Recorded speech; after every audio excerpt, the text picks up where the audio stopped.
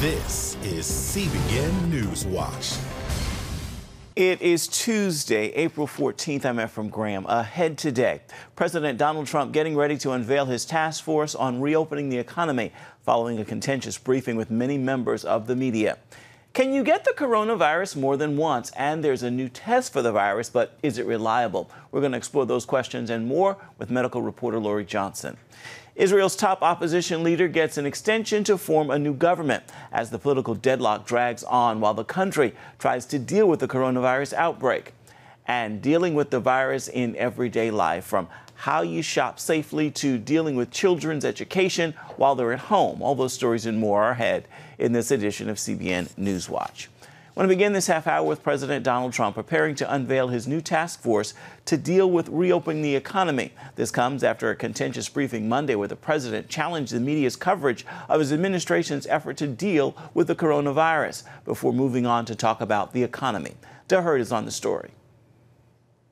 The president says he wants to reopen the economy by May, but who has the authority to do it? The question pits Trump against some governors who say they have the primary constitutional responsibility to decide if it's safe to open. Trump told reporters at a White House briefing Monday, no, he has total authority to decide. Well, I have the ultimate authority. But the director of the CDC says that for that to happen, the first step is widespread testing, something that is not yet available. We're going to need to have that aggressively employed as we begin to reopen and to basically prevent the opportunity for community transmission to come back into the system. There's evidence that indicates the economic recovery is not going to take off like a rocket, because even after the economy reopens, some workers and consumers will be too scared to return to life as it was. This is Treasury Secretary Steve Mnuchin announced 80 million Americans will get their stimulus payments from the government this week, a $1,200 direct deposit for most people. If you are a Social Security beneficiary, you do not need to do anything. You will get a direct deposit.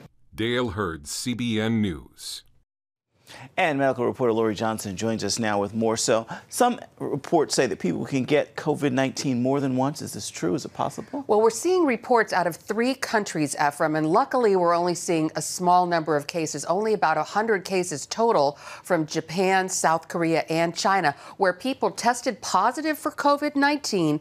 Then they tested negative for it, and then they tested positive again. And a lot of experts are looking into what's going on here, and there are 3 possible scenarios.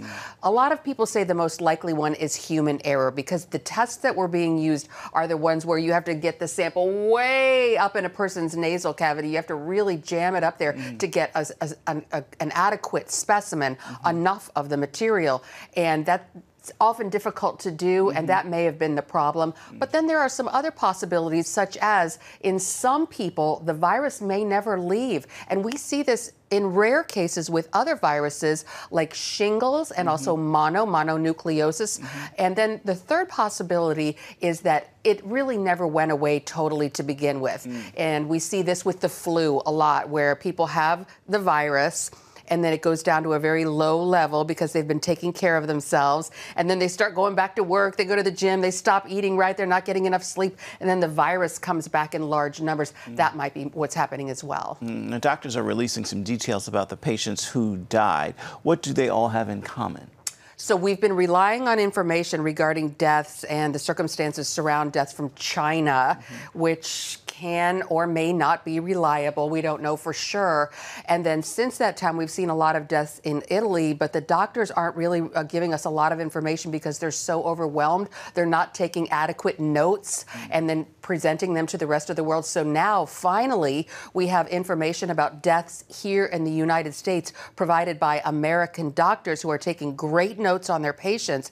And what they're showing is that 98% of the people who die have comorbidities, these underlying conditions, and more than half of them have 3 underlying conditions. The most common one is obesity. And a lot of people think that's not an underlying condition, but it is. It's very harmful for your body and its ability to fight disease. Another one is type 2 diabetes. Another one is hypertension. Oftentimes we see these things going together, hypertension being high blood pressure, and then of course heart issues and lung issues. So these comorbidities are really what's causing people to have the most serious types of problems. Going back to testing for a moment, we hear there is a new test that uses saliva rather than that nasal swab. Is this reliable? It is. This is just FDA approved, and it's really wonderful because you don't have to jam it up there, so that's great for the patient, but also for the healthcare provider, because when you get that swab way in the back of the nasal cavity, it causes the patient to cough and sneeze, which we know is a very big danger for the healthcare providers. So with the saliva sample, you don't have to do that. It's not so much of a worry of being contaminated. We also know there's another new swab where the patient can actually do it in the front part of the nose, and both of these tests have been FDA approved, and they're going to be presented and be distributed on a wider basis. Right now, they're just in the hospitals. All right. Now, we are here in Virginia, of course, and we understand that at least 42 people have died at a nursing home near Virginia. Why are nursing homes such a target for the virus? Nursing homes, they're sort of the perfect storm. They're the worst area because there's kind of like a combination of a college dormitory and a hospital. A college dorm in that you have a lot of people together in a closed area, and we know that that's not a good scenario. There's a lot of people going back and forth in each other's rooms, in the dining hall and so forth. But then also like a hospital in that these people are very sick. Many of them, like we just talked about, have many comorbidities. And we really need to watch what happens here. So we need to try to keep people from going into the nursing homes, the family members, which is absolutely heartbreaking. But also we worry about new patients coming in and healthcare workers who are going from patient to patient who aren't properly protected. And so nursing homes are a real big focus moving forward. All right, Lori Johnson, thank you so much. Much appreciated. As Americans hunker down at home, they still need to venture out to buy the foods they need. So how can they best protect themselves while grocery shopping and after you get those groceries home? Our Jennifer Wishon has some tips for you today. If you live in a place where you can have your groceries delivered, that's a great option because it keeps you away from people who could be carrying the virus.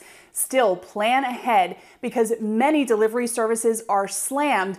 And of course, not everyone has that ability. So if, or more likely when, you head to the store, we say go early. We also say bring in your own disinfectant wipes. Sanitize the handle of your cart before taking off down any aisles. Stay 6 feet away from other shoppers, even if it means waiting a few seconds longer to grab your pack of toilet paper. And avoid touching your face while you shop. Experts say there's no need to wear a mask unless you're sick or caring for someone who's sick. If you decide to wear gloves, be sure to take them off without contaminating yourself. Then wash your hands for good measure. And what about bags? There's growing fear reusable bags contribute to the spread of COVID-19. Several states have already banned them. But there is some good news about the items you're putting into your cart. Right now, we don't have any clear data that it's living on packages for a prolonged period of time. There's no evidence yet that coronavirus is transmitted via food. So once you get your groceries home, experts recommend washing your fruits and vegetables as you normally would under warm running water. You can also use white vinegar or lemon juice. And of course, items with tougher skins like potatoes can be scrubbed with a brush. You can also take your glass and your canned goods and rinse those off under warm water as well. So once you put your groceries away, take those bags, throw them away, and be sure to wipe off your countertops with an antimicrobial disinfectant. And remember, the biggest risk when it comes to grocery shopping is exposing yourself to people who may be carrying the virus, which is why social distancing remains so important. Jennifer Wishon, CBN News. Coming out, the political deadlock in Israel gets an extension as opposition leader Benny Gantz still hasn't been able to form a new government, as both he and Prime Minister Benjamin Netanyahu say one is necessary to fight the coronavirus. We're going to explain what's happening when we come back.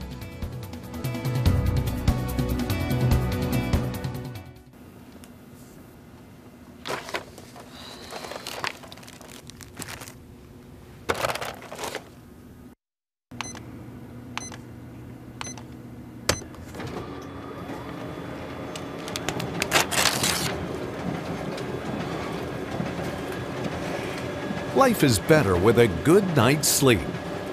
Get your free DVD or booklet of Protect Your Sleep today. I'm Ephraim Graham, and this is Studio 5. Cruise with me as I discover the good things happening in the world of music, sports, television, and movies. The fact that Ryan Coogler was going to be directing the film, I knew that something special was going to happen. We'll chat with artists at the forefront of entertainment and explore the connection between popular culture and faith. I asked my pastor, I said, well, does that mean I'm supposed to be a preacher? He says, well, no, you already have a pulpit. Watch Studio 5 Wednesday night at 9:30. Remember for a moment what it was like to be a child. You believed every story you were told. You saw a world full of endless possibilities. What stories will the world's orphaned and at-risk children believe? We believe the Bible tells the only story truly worth believing. We believe that every child should have the opportunity to dream, the chance to take challenges and turn them into possibilities, the chance to stand on the promises of God, to recognize their place in the greatest story ever told. They have their whole lives ahead of them. Theirs is a world of endless possibilities. They are looking for a story to believe. We will tell them that story. Will you join us?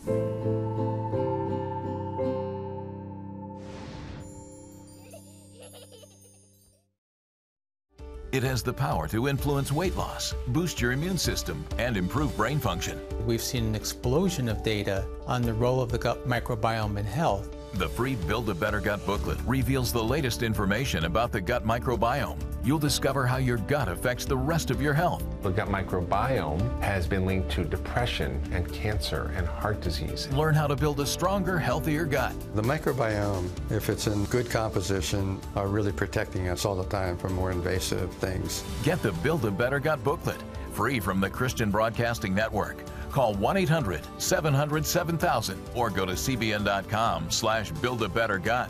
You need to make sure that your microbes are working with you, not against you. And if you order online, you'll get immediate access to the Build a Better Gut series, a digital copy of the booklet, and related bonus material. Build a Better Gut today. Call 1-800-700-7000 or go to cbn.com/buildabettergut for your free copy. Turning now to Israel, where President Reuven Rivlin has extended the deadline for blue and white leader Benny Gantz to form a government until after the end of the Passover holiday. Rivlin gave Gantz an extra 48 hours until midnight on Wednesday to come to an agreement with Israeli Prime Minister Benjamin Netanyahu. Gantz and Netanyahu have been trying to reach a deal for about a month after Rivlin gave Gantz the mandate to form a government. They met together with Rivlin and afterwards issued a joint statement saying they had made significant progress in talks to form an emergency unity government. It's not clear how long such a government would last, but it would prevent the possibility of a fourth round of elections in just a year. Our CBN News Middle East Bureau Chief Chris Mitchell is joining us now from Jerusalem. So, Chris, what is the latest on the negotiations between Netanyahu and Gantz? Well, Ephraim, we're actually looking at our watches to see what's going to happen. They really, as you just said, they only have till Wednesday midnight, so they really don't have a lot of time. The end of Passover starts tonight, so what they do from now till sundown is going to be very important. As I said, not much time, so they're running out of time. Rivlin right now says that he won't pick Netanyahu if these negotiations fail, but he's going to go directly to the Knesset. And then, as we've talked before, if the Knesset doesn't come up with a candidate or a government within 21 days, then Israel will go back to the fourth election. Now, this could be very dangerous for Netanyahu because, as we've discussed before, in this 21-day period, the actual Knesset can actually vote on legislation. And the threat from the blue and white is that they could bring up these anti-Bibi laws that would disqualify him from being prime minister. So it's a very pivotal time for Israel and certainly Benjamin Netanyahu right now. So what is one of the major issues separating the two sides? Well, one of the main points has been sovereignty, and that includes the West Bank, otherwise known as the biblical heartland of Israel, Judea and Samaria. Now, Gantz had wanted a veto that said that the next Israeli government cannot annex the West Bank or Judea and Samaria, and I should add the Jordan Valley, which is very important strategically. This is all part of the Trump peace plan, where it seems to give Israel the possibility of annexing Judea and Samaria and the Jordan Valley. And so this is a pivotal question. Right now, Gantz apparently won't veto that, but it's very important to many of these right-wing parties. In fact, there's reports that one of these right-wing parties actually may leave the government. That would allow Gantz and Netanyahu still, they have enough seats to form a government, but we'll see what happens. Let's talk about the coronavirus for a second. What are the latest restrictions there in Israel and why? Well, right now, there's a curfew that begins at 5 p.m. local time here in Israel. It's going to last till Thursday a.m. The reason for that, Ephraim, is because it's the end of Passover. And this is a time traditionally where people will go visit family members or friends and have a celebration of the end of Passover. But to prevent the spread of COVID-19, there's going to be 44 checkpoints on the cities preventing intercity travel, 9,000 officers. So it's an interesting aspect of what's happening. And one other point, Ephraim, is actually the bakeries won't open Wednesday night like they usually do. And that's when people go to the bakeries after 8 days of not eating any leavened bread. People want that bread, so they go right to the bakeries. Right now, those bakeries are probably going to open sometime Thursday morning. All right. What are some of the ways Israel is looking to economically come out of this crisis? Well, Ephraim, right now it's really tracking a lot with the U.S. They're trying to keep those at risk at home and slowly bring back the economy with, of course, as Lori's been talking about, that social distancing. We have to do that right now. We have to take our temperature when we come to work. We wear masks sometimes, all part of the new normal. But I think that's some of the aspects that Israelis are looking at to reopen and restart their economy. So how do Israelis celebrate the ending of the Feast of Passover? Well, tonight there's going to be a big meal for those families that can gather together. They won't be able to travel, like I said, from one family to another. This is an 8-day celebration. It began a number of days ago with the Seder meal, and then they can eat bread. But it's also a time of reading from the Word. They'll be reading from Deuteronomy and Isaiah, and they'll be reading the end of the Passover story when the Lord led the Israelites out of Egypt, out of their slavery and bondage, and then He led them by a pillar of fire by night and a pillar of cloud by day, all part of the biblical story here in Israel. All right, Chris Mitchell reporting for us from Jerusalem. Thank you so much for your time, Chris. Still ahead, with schools closed down here in the United States, many parents have unexpectedly found themselves in a situation where they're overseeing or even responsible for their child's education. We're going to bring you a look at how parents can handle all of this new burden right after this. Stay with us.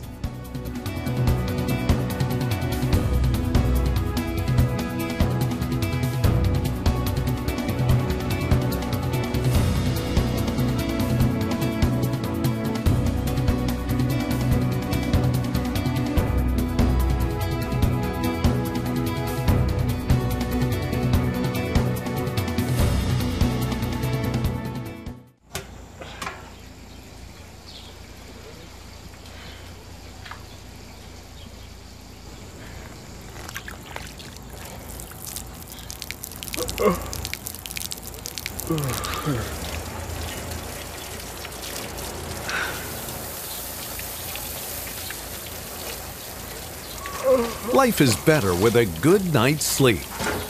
Get your free DVD or booklet of Protect Your Sleep as the world watches from the outside. It's a big diplomatic tug of war here in the Middle East. Go inside the story with Jerusalem Dateline. Israeli archaeologists are talking about a discovery that could change the thinking about the Temple Mount. Join CBN Jerusalem Bureau Chief Chris Mitchell and get the biblical perspective on the events shaping the world. What starts in Israel then ends up going to other places. Watch Jerusalem Dateline Friday night at 9:30 on the CBN News Channel.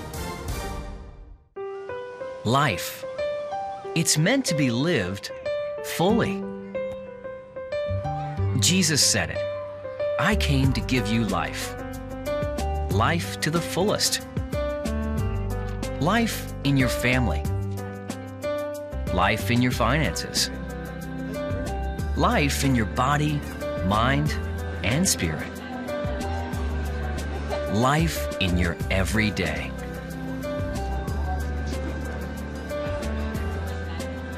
At CBN.com, we're taking what Jesus said seriously. We're here to help you discover life. Life. Live it fully. CBN.com.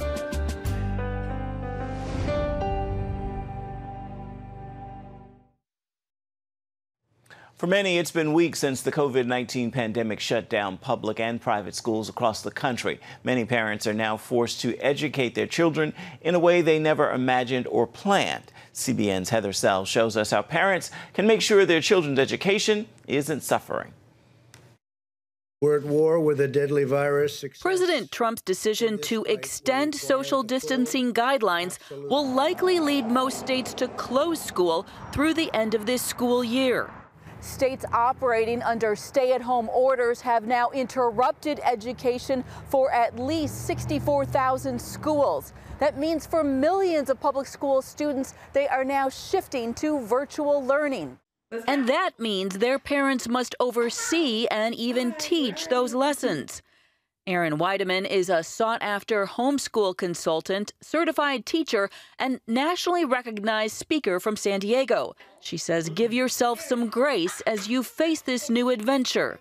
As you start out and, you're, like I said, you're trying to juggle all of these things, is set some expectations. Call a family meeting and invite each individual family member to speak about what they would like this situation to be. You can use this time to review your family values and really allow those values and your faith to steady how you're going to move forward in this season. So it creates way less pushback. It gets every student in your classroom at home to buy in to the overarching theme, which is we're here to work together, we're here to be a family. With the school year in question, Weideman advises parents to take this new virtual learning day by day. So parents, I definitely want you to hold your schedule with an open hand and think of it more like an ebbing and flowing routine where you're going to put some parameters in place that you feel like will get you in a good rhythm, but then you're going to assess those rhythms daily and see what's not working and change it if necessary. Additional resources are pouring out from homeschool experts and educators across the country right now. The Texas Homeschool Coalition has created a free website with actress and homeschool mom Sam Sorbo as a partner. She hopes it will provide encouragement. I'm personally hopeful that this will convince a number of parents that they are actually adequate and equipped to teach their children. The website offers right now, we've got K-5 available for free. It's absolutely free. It's a full-on curriculum. It will guide your day. It's how to schedule your day, because I know there are a lot of parents who need that. Some school districts are now considering summer school or starting the fall semester early to make up for lost learning. For now, Sorbo says she wants parents to know they are fully capable of successfully teaching their children. We have to understand that God calls us to educate our children, but we are educated in a system that teaches us that we are inadequate. And that's why the number one pushback that I've experienced from parents is this idea, I couldn't, I don't know how. The reason that you feel that way is because that's what you were taught. You were taught that you can't do anything that you haven't been formally instructed on. And I'm here to tell you, not only can you, it's the most rewarding thing that you will do as a parent is to educate your children. And the relationship that you will be able to have with your children as a result of that is beyond your wildest dreams. Heather Sells, CBN News. Coming up, during these difficult and stressful times, a well-known Christian pastor and author is explaining how Christians can live free from fear and anxiety. We've got the story when we come back. Stay with us. On October 1st, 1961, history was made when a tiny station began transmitting the first signals of the Christian Broadcasting Network. CBN. the Christian Broadcasting Network. And now, a new era has begun with the all-new CBN News Channel. Just moments ago, the Iron Dome intercepted an incoming rocket right on the Gaza border. Administering in this area, spiritual warfare is definitely involved. A 24/7 news network, bringing you the news you want from a source you can trust. In Kenya, 40% of the medical services are actually provided by these Christian hospitals. Let's talk about the economy. Believers here are joining together to win people to Jesus Christ. All your favorite shows now in one place. Go to CBNNewsChannel.com to find out how to get the CBN News Channel on your TV all day, every day. CBN News.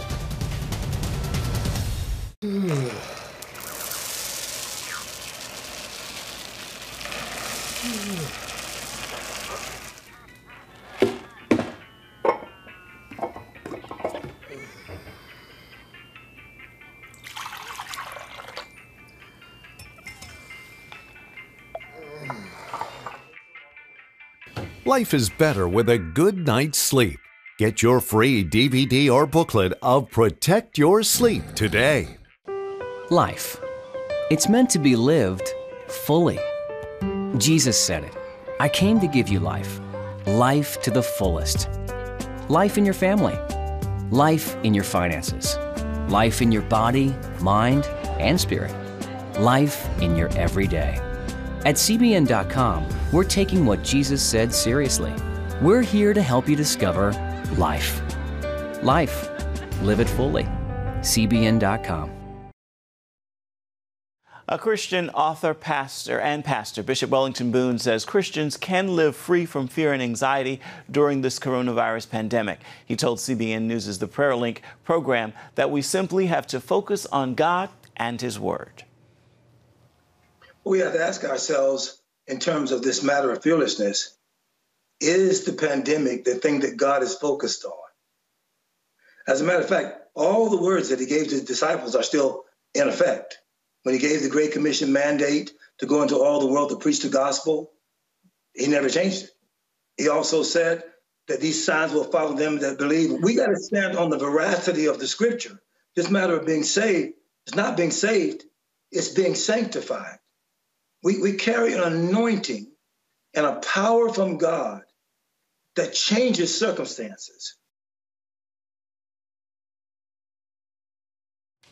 Now you can watch more of Bishop Boone's interview on the Prayer Link. It begins at 6:30 Eastern Standard Time on the CBN News Channel.